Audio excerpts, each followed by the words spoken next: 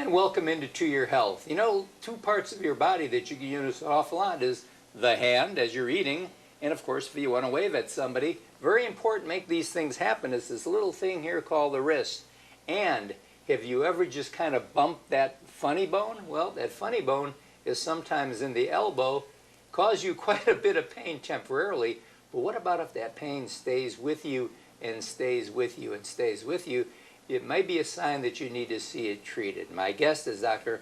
Hussein Turk, and you, Dr. Kirk, are an orthopedic surgeon. Correct. And specializing in the upper extremities. Absolutely. I did a fellowship in upper extremity surgery, so hand up to the shoulder. Great, great. Now, where are you from originally? Kind of grew up all over the world. My Okay. family is Lebanese, and I've been in the States now for about 16 years and loving it. And now you've just been to Montgomery a short time, have you? Correct, just about 2 months. 2 months? Yeah. Well, welcome aboard. Thank you. I'm Thank you. originally from Chicago, so this is kind of a little bit of a melting pot here, too. I just trained in Chicago, actually. Yeah, well, that's a great place to do it, it's isn't a lot of it? fun. A lot of That's fun. neat. Well, Dr. Turk, we're asking our viewers about, you know, obviously the wrist and the elbow, and you were saying that obviously when these two things get to the point where they're getting immobile, or in a lot of that immobility also cause a lot of pain. Well, what we were talking a little earlier actually together was about wrist arthritis and elbow arthritis. Okay. And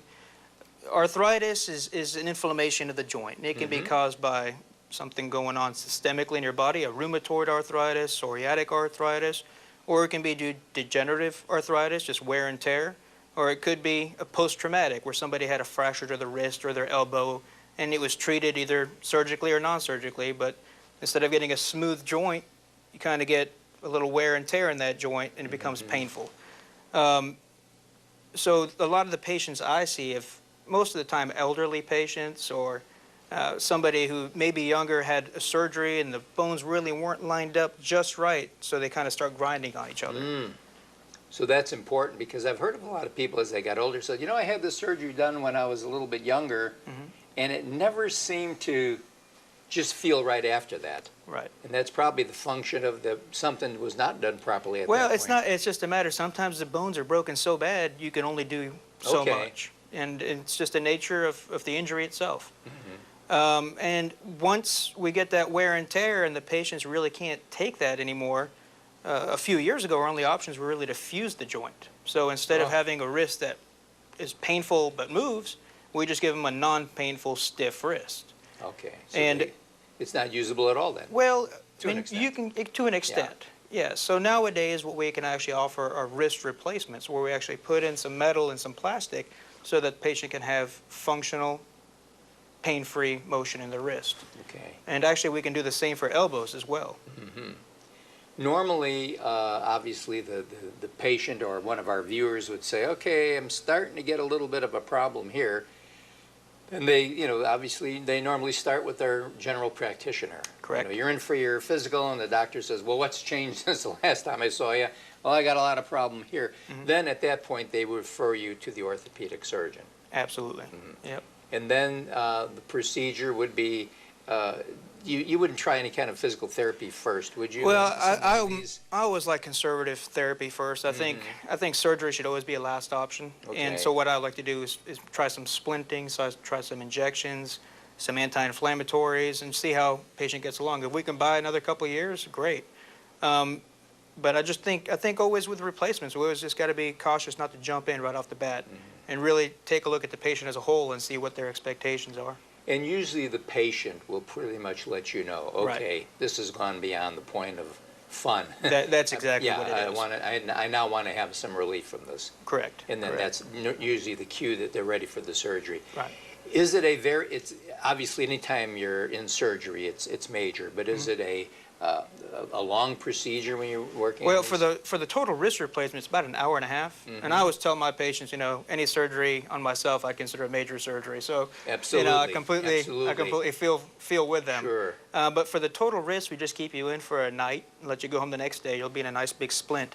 And for the elbows, sometimes 2 days, but most often 1 day. And then we get you moving right off the bat. Is that right? For the elbows, we get you moving pretty much day 1, 2. So they'll go right to physical therapy? Yes. Yes, okay. Yes. And then from there, it's just a matter of how good a patient you're going to be. Yeah, I tell you, I always say the surgery is the easy part. It's the therapy afterwards. It's going to be the hard part. Absolutely.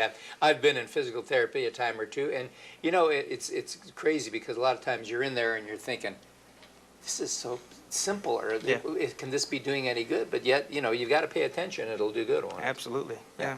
Got to pay attention. And I just want to throw in one more caveat. When we talk about an elbow replacement, you know, anytime we're doing any replacements, we're not giving you what God gave you. We're just trying to do the best we can. Okay. And I think people with elbow replacements just need to know that if we ever have to put one in, there's about a 10-pound weight limit for the rest of your life with that arm. Ah. So, as with the wrist replacements, there's really no science to say how much you can and can't use with your wrist. The shoulder, again, you can do pretty much all functional things. But with the elbow, since it is just a hinge joint, it takes a little more stress than the other joints. So again, a 10-pound limit is what you have. Okay. Okay. And, you know, obviously they have to realize the fact, as you mentioned earlier, it's, as this worm said, it's a replacement. Right. It's not the original thing. You can get as close as you possibly can. And they've been doing wonderful things in medicine. Yep. Yeah, And it's really something, you have patients who came in and just cannot move their elbow and they're screaming in pain, and they come in after surgery just doing this and they're happy as a clam. Isn't that amazing? It is. It's quite gratifying. Really. Makes it good. Well, thank you, Dr. Turk. We're going to get you to come back next week because there's some other things we want to talk about, maybe some rheumatism that can affect your hands and some of the ways we can take care of that. Sure. Okay, and we'll be right back right after this.